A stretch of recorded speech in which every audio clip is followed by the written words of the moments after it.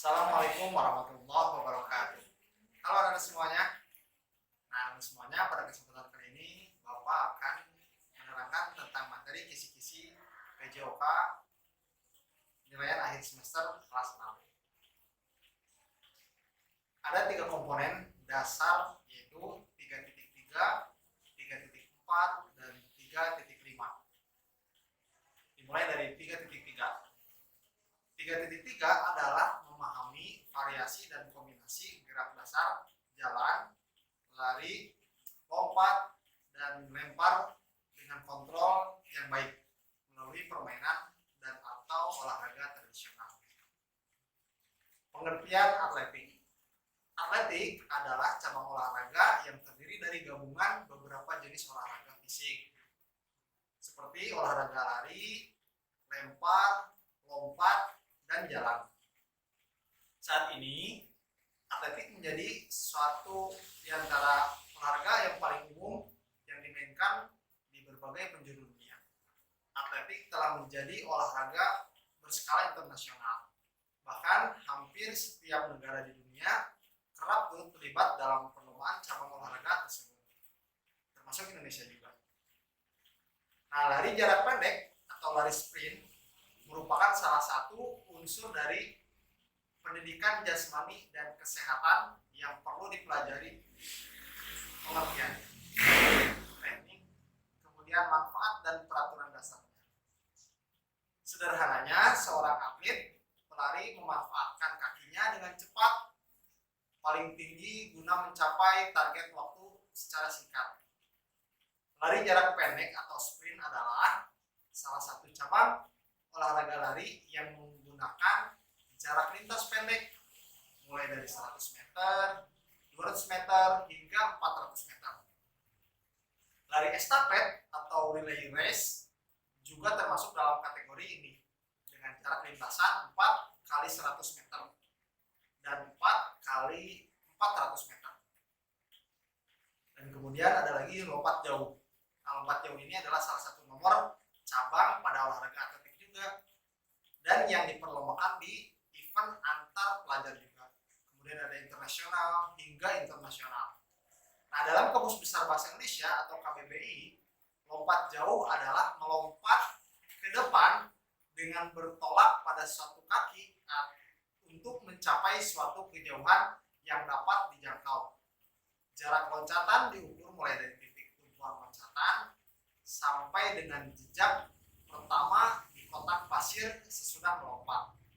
Pada cabang olahraga atletik tersebut, lompat jauh dilakukan di dalam lintasan dan mengharuskan para atlet melakukan loncatan sejauh mungkin. Nah, kemudian Bapak lanjut ke materi 3.4. Materi 3.4 adalah memahami variasi dan kombinasi gerak dasar lokomotor dan non-lokomotor juga manipulatif untuk membentuk gerak dasar seni bela diri. Pencaksilat adalah seni bela diri yang berasal dari Indonesia yang ditetapkan oleh UNESCO sebagai warisan budaya tak benda.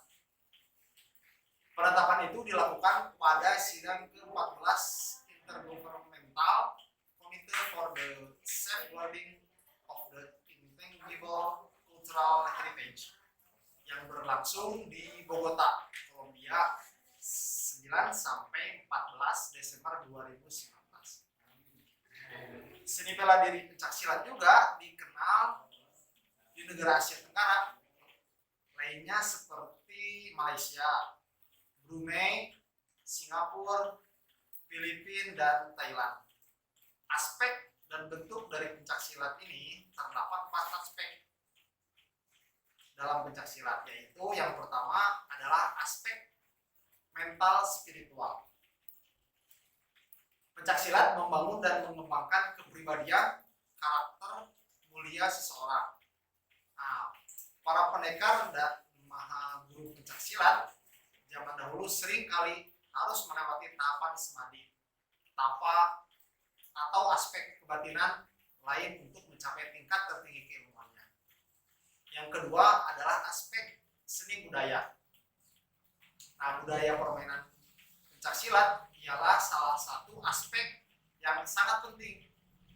Nah, istilah pencak pada umumnya menggambarkan bentuk seni tarian pencak silat dengan musik, busana tradisional. Kemudian yang ketiga yaitu aspek bela diri. Aspek bela diri ini kepercayaan dan ketekunan diri ialah sangat penting di dalam menguasai ilmu bela diri dalam pencak silat ini. Istilah silat cenderung menekankan pada aspek kemampuan teknis bela diri pencak silat. Kemudian aspek yang keempat yaitu aspek olahraga. Ini berarti bahwa aspek fisik dalam pencak silat ialah penting. Pesilat mencoba menyesuaikan pikiran dengan olahan tubuh. Kompetisi ialah bagian aspek ini. Nah, aspek olahraga meliputi pertandingan dan demonstrasi bentuk-bentuk jurus-jurus baik tunggal, ganda atau bergu. Kita lanjut lagi ke materi 3.5. Materi 3.5 adalah memahami latihan kebugaran jasmani dan pengukuran tingkat kebugaran jasmani pribadi secara sederhana. Contohnya, menghitung denyut nadi, menghitung kemampuan melakukan push up, kemudian menghitung kelenturan otot tungkai. Nah, kebugaran jasmani merupakan kebutuhan yang harus dipenuhi agar kita dapat menjalankan aktivitas kehidupan sehari-hari dengan baik. Definisi lainnya, kebugaran jasmani adalah kesanggupan tubuh untuk melakukan aktivitas tanpa mengalami kelelahan yang berlebihan. Pengertian kebugaran jasmani adalah kemampuan fisik yang dimiliki oleh seseorang untuk melakukan aktivitas fisik tanpa harus mengalami kelelahan atau merasakan kecapean yang berarti. Kebugaran jasmani mempunyai beberapa manfaat. Kebugaran jasmani juga termasuk ke dalam salah satu aspek fisik yang terukur. Kebugaran jasmani diartikan kemampuan melakukan aktivitas tanpa merasa lelah dan masih memiliki tenaga untuk melakukan aktivitas lainnya dalam waktu yang sangat panjang atau yang lama. Setiap orang memiliki tingkat kebugaran jasmani yang berbeda-beda. Kebugaran jasmani juga dapat dilatih melalui serangkaian latihan kebugaran. Kebugaran jasmani mempunyai beberapa komponen. Kebugaran jasmani mempunyai beberapa unsur juga. Nah, berikut ini adalah unsur-unsur kebugaran jasmani secara lengkap. Unsur yang pertama yaitu kekuatan. Kekuatan merupakan bagian dari kebugaran jasmani yang menggunakan kemampuan fisik, terutama dalam hal penggunaan otot. Unsur yang kedua yaitu daya otot. Daya otot merupakan unsur kebugaran jasmani yang berkaitan dengan kemampuan otot untuk mendukung aktivitas sehari-hari. Dan unsur yang ketiga yaitu daya tahan itu sendiri. Daya tahan ini berhubungan erat dengan stamina agar bisa melakukan aktivitas dalam jangka waktu yang lama. Untuk memiliki daya tahan tubuh yang bagus memerlukan latihan yang kompleks. Kemudian yang keempat yaitu kecepatan. Kecepatan dalam kebugaran jasmani dimaknai dengan kemampuan agar seseorang bisa melakukan tugas dengan baik dan benar. Satu di antara latihan untuk meningkatkan kecepatan adalah lari, ya, dengan berlari. Kemudian unsur yang kelima yaitu kelincahan.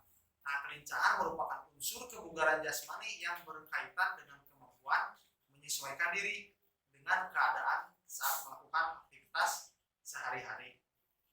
Nah, kebugaran jasmani tidak hanya menggambarkan kesehatan, akan tetapi lebih merupakan cara mengukur individu melakukan kegiatannya sehari-hari. Nah, 3 hal yang penting lainnya juga dalam aktivitas atau kebugaran jasmani adalah yang pertama fisik berhubungan dengan otot. Nah, seperti tulang dan juga bagian lemak. Kemudian nomor 2 yaitu fungsi organ berhubungan dengan efisiensi sistem jantung, pembuluh darah,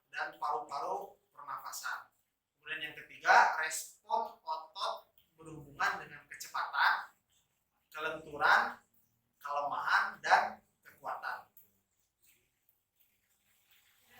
Baik, terima kasih. Cukup sekian kisi-kisi dari Bapak. Bapak tutup. Assalamualaikum warahmatullahi wabarakatuh. Semangat.